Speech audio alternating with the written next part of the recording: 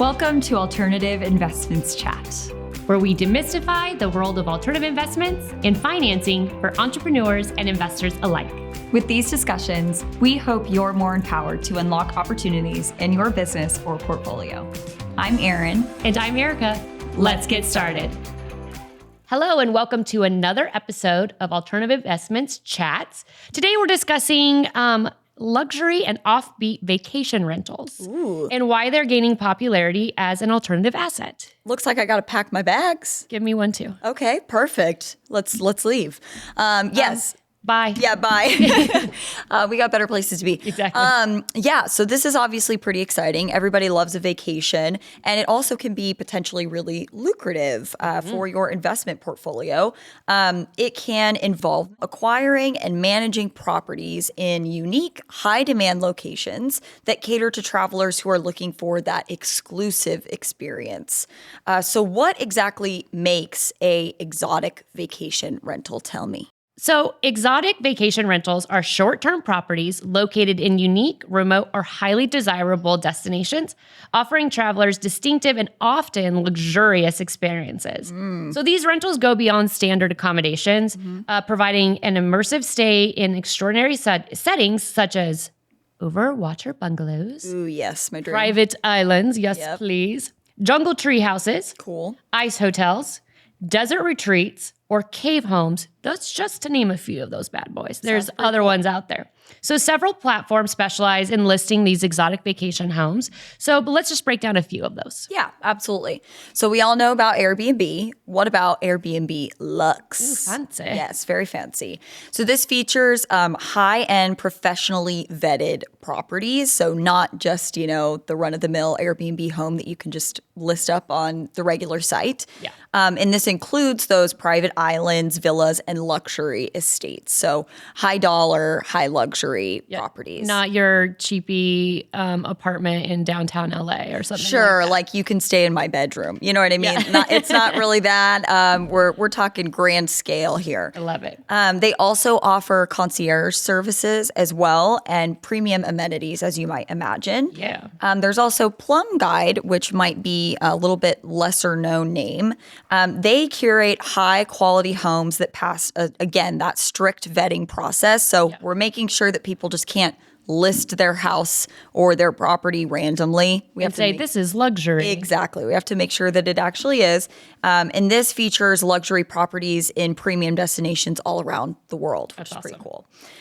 For our ultra high net worth travelers, private concierge services and invitation-only platforms like Villas of Distinction or LVH, luxury vacation homes, they offer those bespoke stays in some of the world's most exclusive properties. So these are like, the Instagram trips that you're seeing some people be on. You're like, where is that? Yeah. This is kind of what is going on there. Awesome.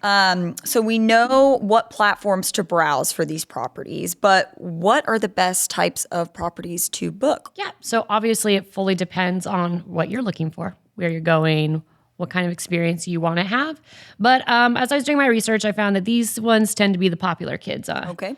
So we've got overwater bungalows. So you're looking at the Maldives, Bora Bora, Fiji, those kinds of places where there's water. This is my top pick. This one's your top pick? That's my top pick. Okay. And so we'll go there with you, and then I'll just, no, I'm just kidding. So these are high rental prices due to exclusivity, there we go, and limited supply. Again, because these are like little huts over waterways, over beautiful oceans, and so there's not very many of them, so they can kind of jack up the price. But people pay it because I know that, like, for example, my family stayed in one, and there's a beautiful hole in the ground, which sounds funny, but like looks at the ocean, and you can see all the fish swimming underneath. Yeah. It's stunning. Yeah, it's a unique experience. Very much so. So this one is probably not what I want to do, but there are tree houses. So we're talking Costa Rica, Thailand, and Bali. Cool. So these unique experiences attract eco-tourists and adventure-seeking people. Yeah, want to be one with nature. Yeah, exactly. I don't like nature. I don't want to stay in a tree house. I like electricity. I like running water. And I don't care for bugs and trees and things of that nature. So we'll go somewhere else. So this one's off our limit. But it made me laugh because I never really thought that you could rent out a tree house. So I actually found one. The Treehouse at Bluebird Hill in Tennessee actually brings in over $100,000 a year in bookings, despite it being just a single unit. So like, impressive. There is some cash here to be made just on a single little treehouse. I live in an apartment, so I can't go build a treehouse and say rent it out as a luxury one. Yeah. Not yet. So ice hotels and igloos. So I would be down with this one. Because this is, I know, since I hate being cold and I'm always cold, I mean, maybe I should just embrace it. So we're talking Fenway, Norway, Canada. Cool. So these are seasonal demands for travelers seeking like the Northern Lights experience. Right. See, I think I would be cool sitting out in an igloo watching the cool Northern Lights. I think I could get down. Now, my dream one is the desert retreats because, I am a lizard. And so I like being really nice. So we're talking Dubai, Morocco, and Joshua Tree. So they have high appeal for luxury travelers seeking seclusion and adventure. Yeah, absolutely. Listeners, please don't judge me. I think I accidentally watched an episode of like a Real Housewives. That's very true. That's not my forte, but I accidentally stumbled on some trash television. Yep. And they were one where they had rented this beautiful rental property. I think it was in Joshua Tree, and it was like in the middle of nowhere. Yeah. There's beautiful houses out there. There's actually a company that has some properties in Tucson and some properties in Joshua Tree, and I think it's called like the J House or something. I think that's where, but it's beautiful. Yeah, huge, stunning, in the middle of the desert, just walking around. See, I could get down on that. Cool. That would be really, really cool. Good place to go and like meditate, I think. Yeah. So definitely want to go to the overwater bungalows, and I guess I'll try the rest of them out. Why not? I guess I'll go. But what about the investor, right? We're not all the travelers, so what about the investor? Why would someone potentially want to invest in these types of vacation rentals? Good question. So you already mentioned there's potential for high returns on this investment. You can get some passive income coming in. Luxury travelers are willing to pay that premium for that unique and luxury experience. And short-term rental rates in exclusive destinations can be significantly higher than those long-term rentals. Yeah. And as we learned from a episode a little while ago, we were talking about property. If you have like a hotel, you can hike up the rate at any time that you want. If it's high season, you can charge a higher amount. Exactly. So that you can generate some more income. So definitely some ways to get some money there. Yep. Also, diversification. We know this with every investment type, right? So the exotic vacation rentals can help diversify your portfolio beyond the traditional real estate or stock market investments, which is pretty cool. And demand is often driven by global tourism trends, which reduces the correlation with local economic downturns, especially too if you own a property that's in a different place than you live, or you have the benefit of having that property not be affected by the same conditions where you currently are located. Yeah. So that's cool. Also, there is capital appreciation. Properties in those sought-after exotic locations often appreciate due to their limited supply and high demand, right? Yeah, makes complete sense. If you bought a house and it's in this most desirable area, of course you can probably get a little extra money when you go to sell it. Yeah, or take care of it, or if you do renovations on it or whatever, right? Also, there's personal use. This is possibly the favorite perk for me. Yeah. Investors can potentially enjoy that property while they're still earning that rental income, which is pretty cool. So you get to enjoy your investment yourself. Yeah, you want to go stay in your treehouse? Not you. Fiji? Wherever. Yeah, you have the option to not rent it out to travelers and go stay there and have a nice little vacation yourself. Pretty cool. So another thing that's really cool about this asset class is that you can also maximize returns by doing a few additional things. So most of the time when you have a investment in an alternative asset class, you just have to, you invest and it just kind of chills. But this one you can actually do a little bit to make it go up in value, which I think is cool. So you could do marketing and branding. So you can offer high-end amenities like private chefs, spa services and adventure tours. When they rent the house, I have a relatively large family. We rented a house in St. Martin, and there was like 18 of us. And it's easier to just have a chef. So we had a chef come in, and they weren't there for all 3 meals, but my mom planned it. So she would let all of us kids know, all right, breakfast will be provided by the chef, and then we'll have dinner at the house tonight too. It was so awesome because we didn't have to worry about going to the grocery store. You're in an island that's a little bit different. You don't have to worry about trying to find restaurants, especially for 18 people. Yeah. Or, if you have the grandkids who like one doesn't want to go. Sure. It was nice to kind of just like felt like you were eating in your own home in your pajamas with your family, and you didn't have to do the cooking or the cleaning. So that was really, really awesome. Very nice. And they really marketed it that way as well. And we actually had, funnily enough, we had spa services come too. I remember getting a massage and a facial, and we didn't have to leave the house. It was really, really fun. So I feel like the next family vacation. Sure, why not? Okay, cool. I'll talk to you. You can be my plus one.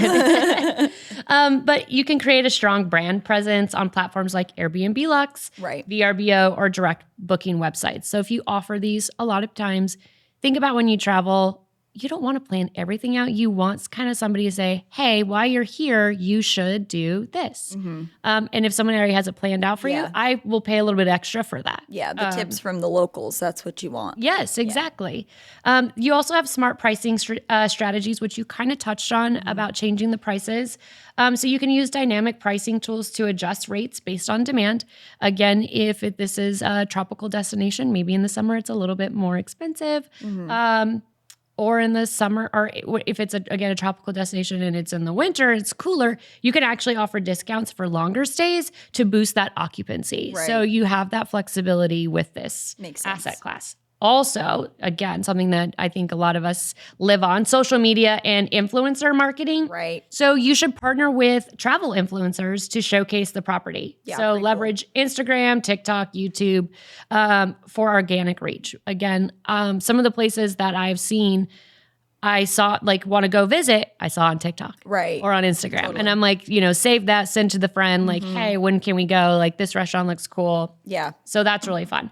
And then you can do loyalty and repeat guests, provide exclusive benefits for returning guests, or build a database of high net worth travelers for direct marketing. Right. Hey, Erin, I know you and your family come to Dubai every summer. I wish. I know. Yeah, maybe. One day. Hey, I wanted to say, extend this offer to you first. Mm-hmm. So you kind of feel like you've got a relationship with the person who owns the property. And you're like, oh, they actually called me and reached out to me. Maybe we should go again. Yeah, that can entice you to definitely go again for sure.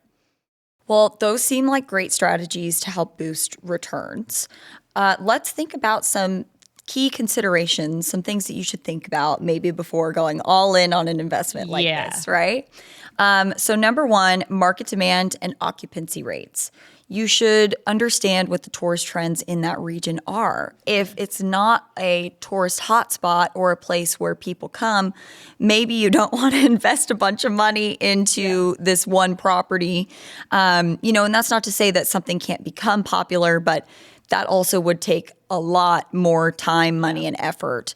What it reminds me of is on Mean Girls when Gretchen keeps trying to make fetch happen. Yeah. And she's like, stop trying to make fetch happen. Exactly. That's what happens, what I think about when somebody buys a house that's not in a high tourist demand area and they're really trying to make fetch happen. Right. It's like, stop trying to make fetch happen. Yeah. I like that. And you should also just know your market, right? Yeah. Before any sort of investment that you're doing, or if you're owning a business, you should understand your market. Yeah. And also consider the seasonal variations in the peak demand periods. You should probably understand the weather and how that impacts tourism patterns. So those are all things that we should know. Additionally, regulations and legal issues. Mm-hmm. So some locations have strict short-term rental laws.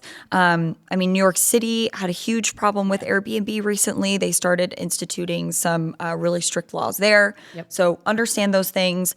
You should know your zoning laws, environmental regulations, and licensing requirements that need to be checked before you jump into an investment like this. You don't want a tenant staying there or a short-term tenant and then all of a sudden a police officer or shows up and they're like, excuse me, you can't be here. It's like, well, wait, I've already paid. Right. If you don't know like the zoning and the licensing. Like it could be a really big hassle for not only yourself but anyone who wants to rent your property. And then all of a sudden your Airbnb, what is it for the your little profile, the little score goes down. Exactly. Like, like, got kicked out because right. host didn't know what the hell they were doing. Well, I was worried. We were in Palm Springs just this last weekend, and Palm Springs now has a really, or has for a couple of years, a very, very strict noise ordinance. You can imagine for rental properties, we were told we cannot play any sort of music outside, period.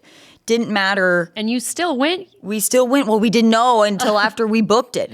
And it was fine. You know, we like figured out like how to like handle it and stuff. We just, if we wanted to play music, we shut all the doors in the house and whatever. But, you know, like that's the kind of thing that might impede guests from visiting. So we should know our laws, right? Exactly. I did have a great time in Palm Springs though. Good. So that's all that matters. It didn't hinder me too bad.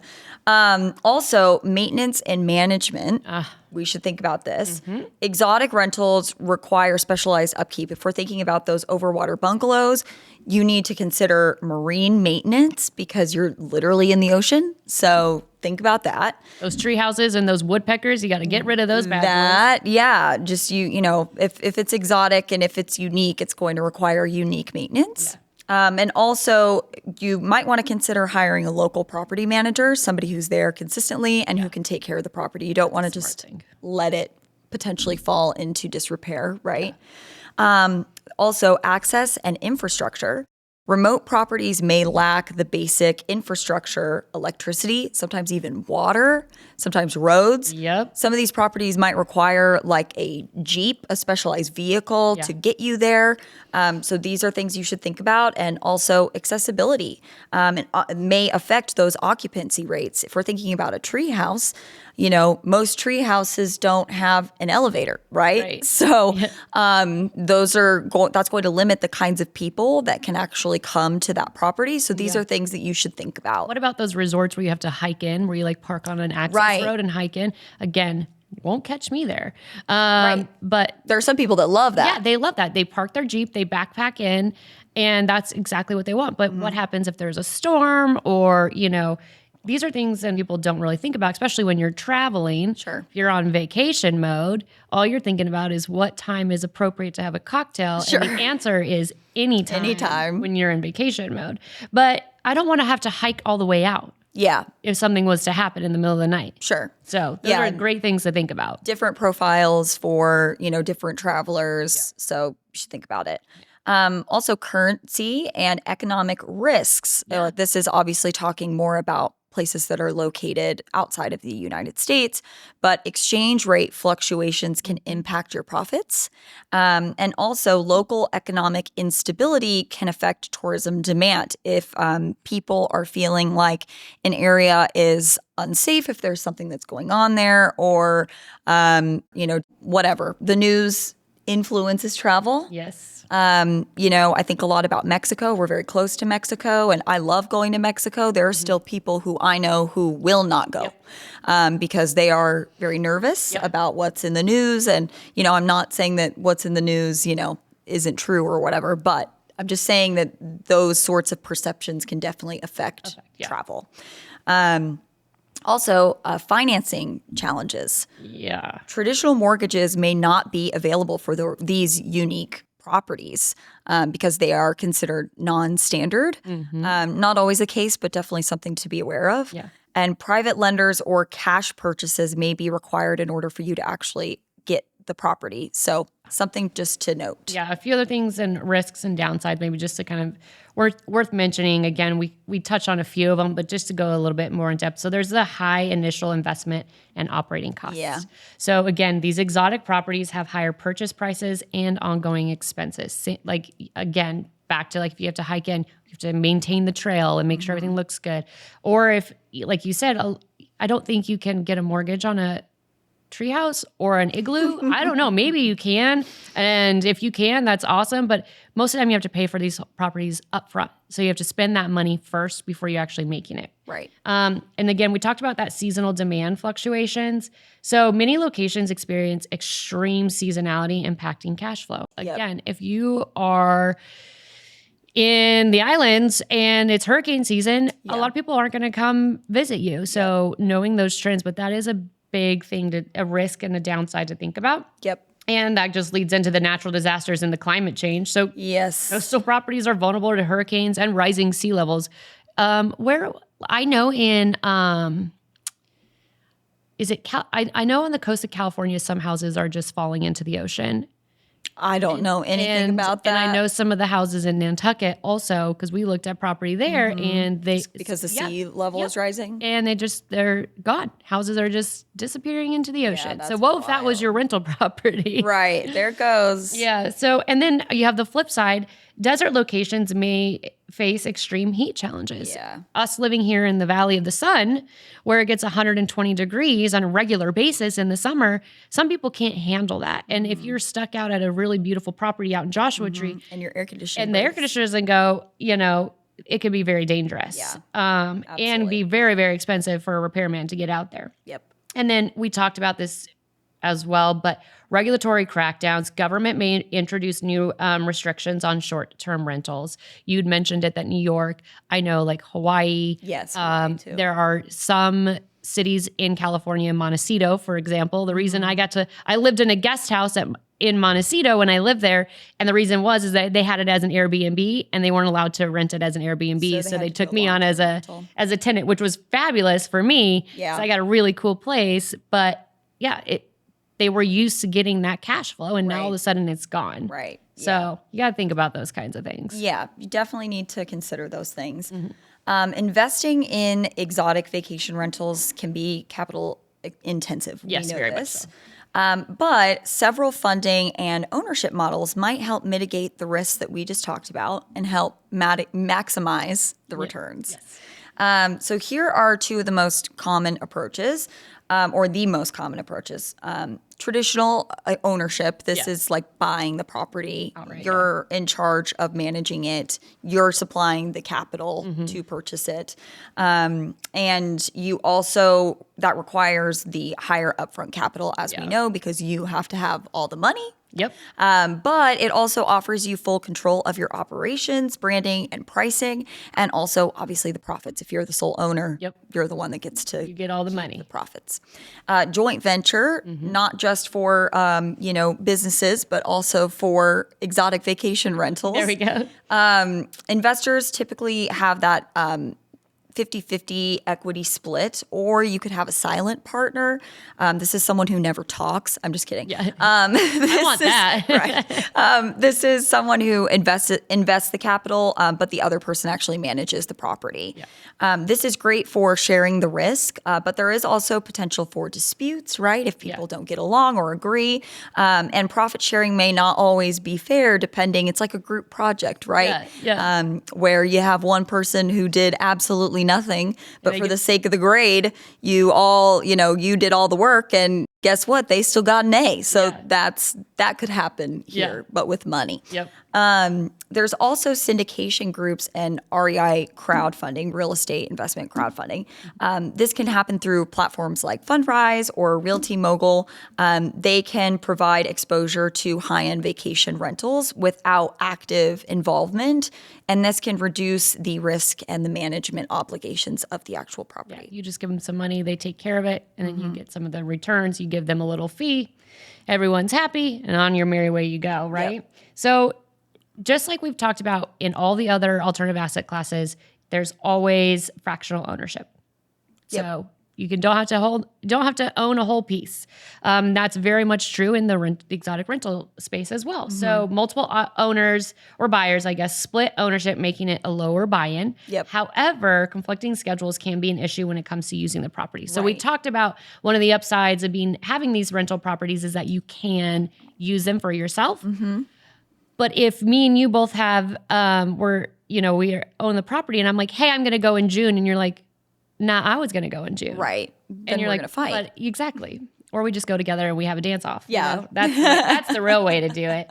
But that is an issue. You have to think about it. Especially think if you have 8 owners Right. quote unquote, of a property. Like everyone wants to use it, or they might want to say, hey, I've already rented it out those days because I need some extra cash flow. Right.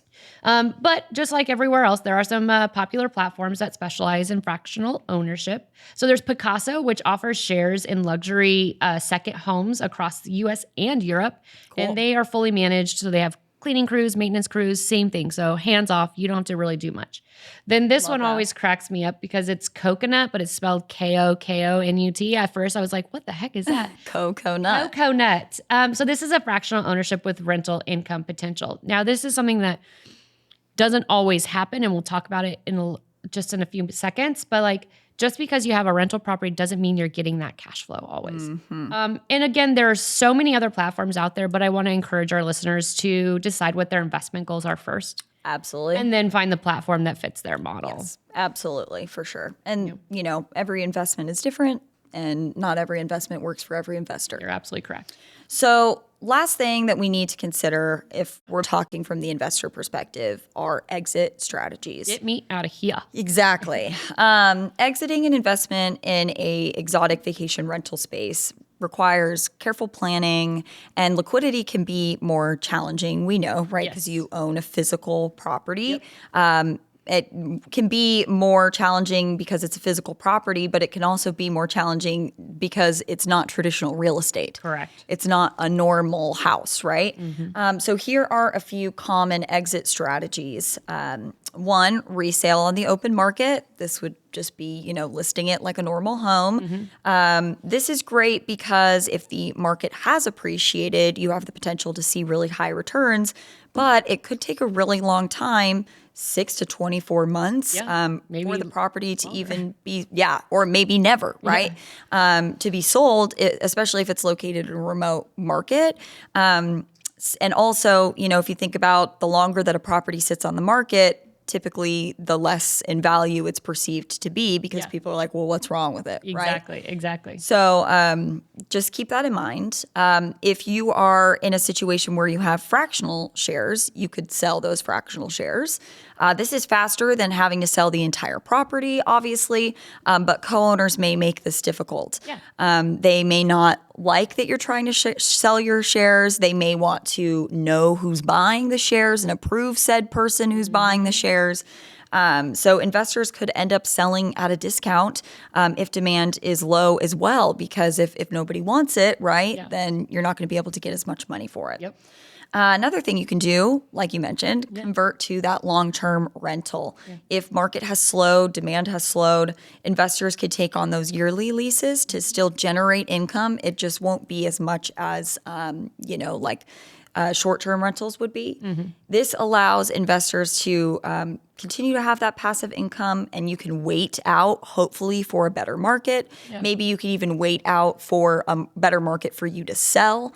It just might give you an opportunity to kind of collect your things and come up with a better strategy. Come up with a better plan, but still get a little bit of money. Yep. And then again, if an investor is looking for a little tax relief when it comes to selling these properties, we have a few options, and we've talked about them in a different episode. And we probably will dive into them a little bit more, hopefully in future episodes as well. But you can trade for another property, so a 1031 exchange. We briefly chatted about that in a different episode with our guest, but maybe we can get him back and chat a little bit more. So investors can defer capital gains by reinvesting in a like-kind property. It's not as easy as that sounds, but it kind of can be. But it's an option. It's an option. Or you can do a donation or inheritance. So investors can transfer ownership to their heirs, or they can donate it for those tax benefits.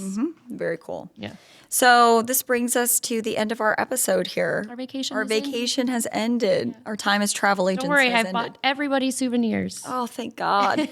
My souvenirs are my takeaways here. Yeah. So we know now that exotic vacation rentals can offer an exciting alternative investment opportunity with that high income potential, which is what we like out of investments, and potential lifestyle benefits, right? However, investors always need to consider the risks that come with this asset specifically. Whether it has to do with the location, management challenges, and regulatory hurdles that can ensure that profitability. And if those things aren't in check, could actually cost you a lot of money. Yeah. Well, a well-researched strategy focusing on high-demand locations, luxury experiences, and effective marketing can make an exotic vacation rental a highly rewarding investment. Again, that research. The global travel boom continues to push demand for these luxury and unique stays. So again, do your homework on regulations and seasonal cash flow. Yep, absolutely. Well, thank you for tuning in. We hope that maybe this has inspired you to book a new trip. Yeah. And go on a little vacation yourself. Yep. Maybe even figure out if investing in exotic rental properties is for you. There we go. So think beyond that normal property. There's money in Treehouses, people. Hopefully we'll see you guys next time. Thanks for joining us. Stay tuned for more insight on our next episode. And don't forget to subscribe to continue the Alternative Investments chat. See you next time.